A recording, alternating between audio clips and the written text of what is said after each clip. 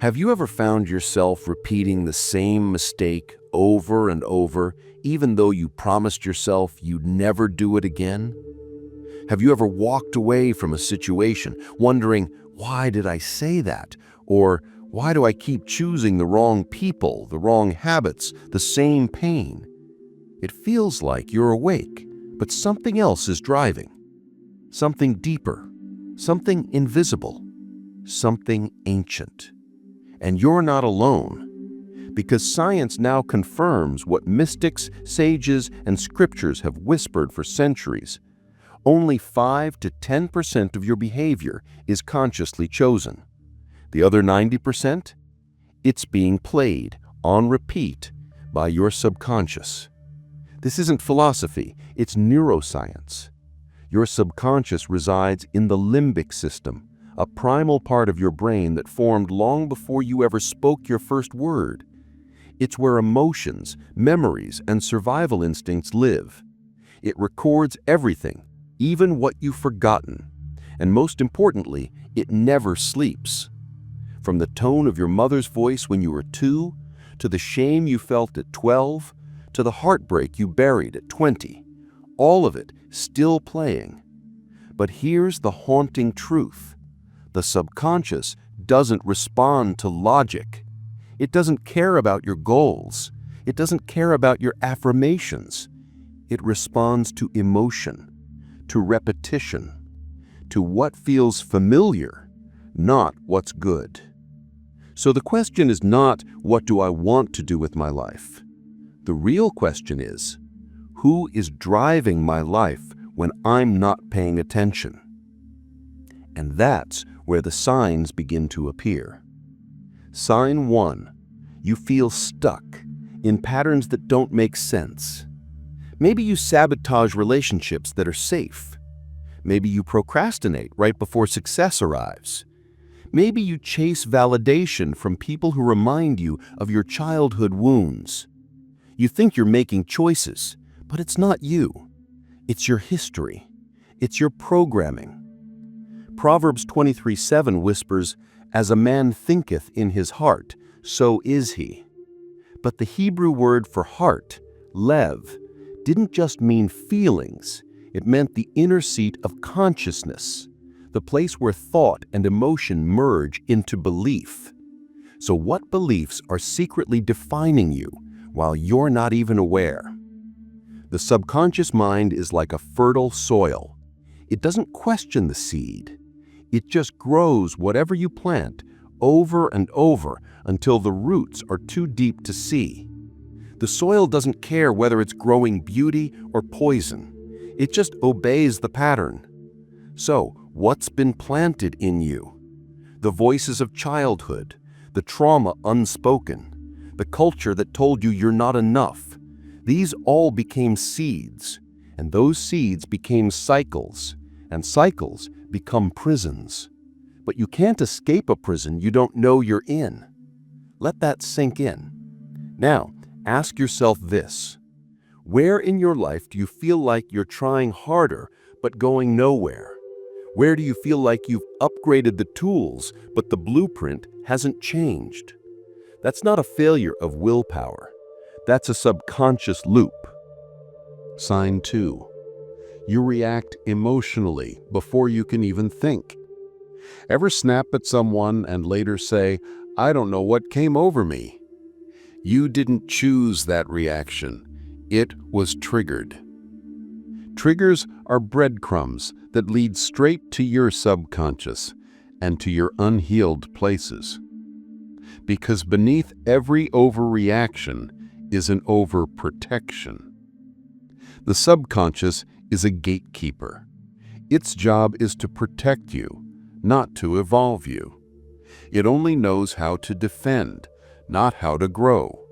So if something reminds you of a past danger, it sounds the alarm, even if you're safe now. That's why you might get defensive when someone offers feedback, or withdraw when someone gets close, or panic when things start going well, because somewhere deep inside, your nervous system has equated good with temporary. You're not broken, you're programmed. And the worst part? The subconscious will defend your pain if that pain kept you alive. In the Bhagavad Gita, Krishna says, "The mind is the friend of the conditioned soul, and its enemy as well." So which is it for you, a servant or a saboteur? Your limbic system is lightning fast. It reacts in milliseconds. Long before your prefrontal cortex, the part of your brain responsible for rational thought, even gets involved, the subconscious has already decided. And it always decides based on the past. So how do you reclaim the future? Begin by watching your reactions without judgment. Notice the emotion before the story. Because beneath anger, there's fear. Beneath avoidance, there's hurt. Beneath perfectionism, there's shame.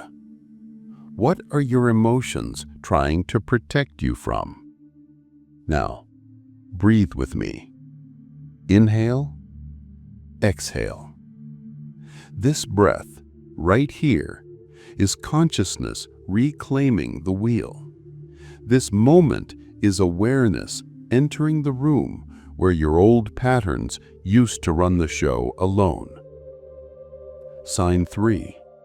You keep hearing a voice in your head that sounds like someone else. Listen carefully. That inner critic, that whisper that says, "You're not enough. Who do you think you are? Or you'll fail like last time," wasn't originally yours. It was installed. Parents, teachers, society, past lovers. You absorbed their words, and now your mind plays them back as your own voice. But your soul remembers a different voice, a divine voice. In the book of Isaiah, it is written, "You will hear a voice behind you saying, 'This is the way, walk in it.'" That voice is quiet. It doesn't shout, because it speaks through peace, not fear.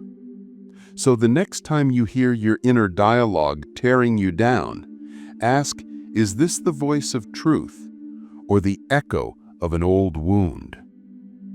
You see, you cannot heal what you keep calling normal, and you cannot evolve if you confuse your programming with your personality. So let me ask you this.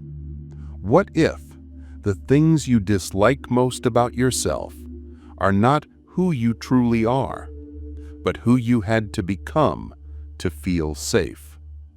What if the habits, fears, and emotional reactions you battle every day aren't signs of failure, but signs of unprocessed memory? What if healing isn't about fixing yourself, but about remembering who you were before the world taught you fear? The subconscious isn't your enemy. It's a faithful servant, programmed to keep you alive, not fulfilled. But you are not here just to survive. You're here to awaken. And awakening begins the moment you stop blaming the outside world and start exploring the inside one. Not with force, but with compassion. Not with judgment, but with curiosity. Because the subconscious doesn't respond to punishment, it responds to presence. And every time you bring awareness to an old pattern, every time you pause before reacting, every time you observe the voice without becoming it, you create a gap. And in that gap, freedom is born. This is neuroplasticity in action, your brain's divine gift to rewrite itself, to forge new pathways, to rewire not only how you think, but who you become. And yet there's something even deeper than the brain, something beneath all the neurons and memories and fears, the soul. the part of you that has always known, the part of you that watched the pain but wasn't consumed by it, the part of you that still whispers, even now, you are more. But here's the paradox. To hear the voice of the soul, you must become quiet enough to stop believing the voice of the wound. So ask yourself now, what patterns in my life feel older than my awareness of them? What emotions arrive before I even understand why? What voices inside me sound more like echoes than truth? These aren't just questions, they're keys, each one unlocking the door back to yourself. And what's behind that door? A new life. Not built by effort, but by awareness. Not shaped by control, but by surrender. Not driven by the past, but guided by presence. The Buddhists call this beginner's mind, a way of seeing the world without the filter of yesterday. When you're no longer hypnotized by your conditioning, when you can hold space between trigger and reaction, when you choose love where fear once lived, you don't just change your life, you transcend it. But how? By becoming the witness, the observer, the still point in the storm. You stop asking, "What's wrong with me?" and start wondering, "What formed me?" You stop asking, "Why am I like this?" and start asking, "What am I still protecting?" Because all subconscious control is rooted in one thing: unprocessed memory. Not just what happened, but what you felt and what you believed because of it. And that belief became identity, and that identity became your reality. But reality, as the mystics and scientists both agree, is not fixed. It is perception, and perception can be changed. Paul wrote in Romans 12:2, "Be transformed by the renewing of your mind." He didn't say by replacing it or by rejecting it. He said renewing, which means it's already there, buried under layers of fear, habit, and history, but still there, the real you. So what does it look like to live from that place? To no longer be ruled by your subconscious, but to gently rewire it in service of your highest self. It begins in the smallest moments, the breath you take before reacting, the thought you question instead of obey, the memory you sit with instead of running from, the compassion you offer to yourself. This is sacred work. Not glamorous, not immediate, but holy. Because to rewire the subconscious is to reclaim your divinity. To say, I am not what happened to me. I am what I choose to become when I remember who I truly am. You are not the story. You are the storyteller. And it's time to rewrite the script. So ask yourself, here, now, what would I become if I no longer obeyed the pain of my past? Who would I be if I listened only to the voice of truth within me? And maybe that's the reason you've been led here. Not to hear something new, but to remember something ancient. Because deep within you, beneath the noise, the habits, the fear, lies a knowing. Not a belief, not a thought, a knowing. That your soul was never broken. That the patterns you carry were never your fault, only your inheritance. That your pain isn't proof that something is wrong with you. It's proof that you feel, that you care, that you're alive. And now, you're being invited to wake up. Not with force, not by waging war against yourself, but by bringing light to the places that were simply living in darkness. Because the subconscious is not evil, it's loyal. It has served you perhaps too well. It learned how to protect you from rejection, from betrayal, from shame, and so it built armor, even when there was no longer a war. It built walls around your heart, even when love was knocking. It silenced your voice, even when your truth was needed. It kept you small, even when the world needed your bigness. But now you know, and awareness is the turning point. You don't need to attack your patterns, you need to see them with gentleness, with compassion, with presence. Because what was once unconscious is no longer in the dark. And in that moment, that quiet, sacred moment of realization, you become free. Not free from pain, but free to meet it differently. Not free from fear, but free to walk with it instead of running from it. Not free from the subconscious, but free to retrain it, to rewire it, to redeem it. This is not about erasing who you were. It's about integrating all of you. Even the frightened child who just wanted to be loved. Even the protective ego who just wanted to be safe. Even the numbed-out adult who just didn't want to feel anymore. All of them. Still parts of you. All of them deserving grace. The poet Rumi once said, "Try not to resist the changes that come your way. Instead, let life live through you."